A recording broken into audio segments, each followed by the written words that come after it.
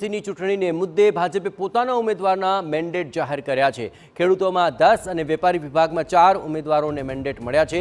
ધારાસભ્ય કિરીટ પટેલને મેન્ડેટ નથી અપાયો। પૂર્વ વાઇસ ચેરમેન અરવિંદ પટેલને મેન્ડેટ આપવામાં નથી આવ્યો।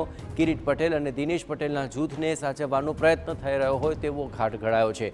બંને જૂથને મેન્ડેટમાં ખુશ રાખવાનો પ્રયત્ન કર્યો હોવાની ચર્ચા છે। પૂર્વ ધારાસભ્ય નારાયણ પટેલના પૌત્ર સુપ્રીત પટેલને મેન્ડેટ અપાયો છે।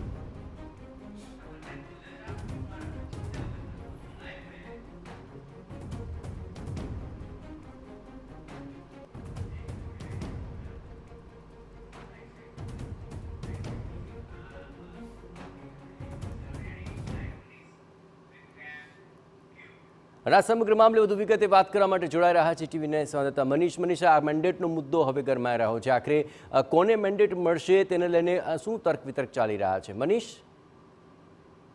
જી, પહેલા તો આ ચૂંટણી સમરસ કરવાનો પ્રયાસ હતો, પરંતુ જિલ્લા ભાજપ પ્રમુખ અને હરિભાઈ પટેલ દ્વારા જે પ્રયત્ન કરવામાં આવ્યો એ નિષ્ફળ નીવડ્યો અને આખરે પાર્ટી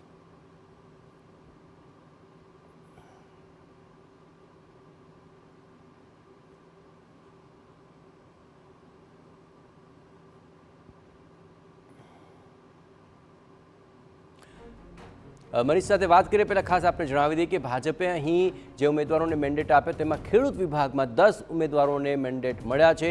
બંને જૂથને મેન્ડેટમાં ખુશ રાખવાનો પ્રયત્ન કર્યો હોવાની ચર્ચા પણ એક ચાલી રહી છે, કારણ કે વેપારી વિભાગમાં 4 ઉમેદવારોને મેન્ડેટ મળ્યા અને પૂર્વ વાઇસ ચેરમેન અરવિંદ પટેલને મેન્ડેટ આપવામાં નથી આવ્યો। ઊંઝા એપીએમસી ચૂંટણીને મુદ્દે હાલ તો આ મેન્ડેટની માથાકૂટ સામે આવી રહી છે, જ્યાં ધારાસભ્ય કિરીટ પટેલને મેન્ડેટ નથી મળ્યો। ઊંઝા એપીએમસીની આ ચૂંટણીની અંદર ભાજપે પોતાના ઉમેદવારોને મેન્ડેટ જાહેર કર્યા, જેમાં ખેડૂતમાં 10, વેપારી વિભાગમાં 4 ઉમેદવારોને મેન્ડેટ આપવામાં આવ્યા છે, પણ ધારાસભ્ય કિરીટ પટેલને બાકાત રાખવામાં આવ્યા, તેમને મેન્ડેટ આપવામાં નથી આવ્યો। અને એટલું જ નહીં, પૂર્વ વાઇસ ચેરમેન અરવિંદ પટેલને પણ મેન્ડેટ આપવામાં નથી આવ્યો। મનીષ, આખરે જેને મેન્ડેટ નથી મળ્યા તેની પાછળના કોઈ કારણ સ્પષ્ટ લાગી રહ્યા છે કે પછી આખરે પોતાના ઉમેદવારોને સાચવવાનો આ પ્રયત્ન થયો? મનીષ જી, જ્યારે ફોર્મ પરત ખેંચવાના છેલ્લા દિવસે પ્રયત્ન કરાયો હતો કે સમરસ થાય, એ વખતે જ એવા સૂત્રો દ્વારા માહિતી મળી હતી કે બંને જૂથો તરફથી ક્યાંક ને ક્યાંક એક જીત પકડવામાં આવી છે કે પોતાના ઉમેદવારોના કેટલાક ઉમેદવારોના મહદ અંશે તો ફોર્મ પરત ખેંચાઈ ગયા હતા, પરંતુ જે ઉમેદવારો તૈયાર નહોતા તે એક ચોક્કસ મત પોતાના નિશ્ચિત છે કે એ પ્રકારના ઉમેદવારો હતો કે જેના કારણે આ ઉમેદવારે ફોર્મ પરત નથી ખેંચ્યા।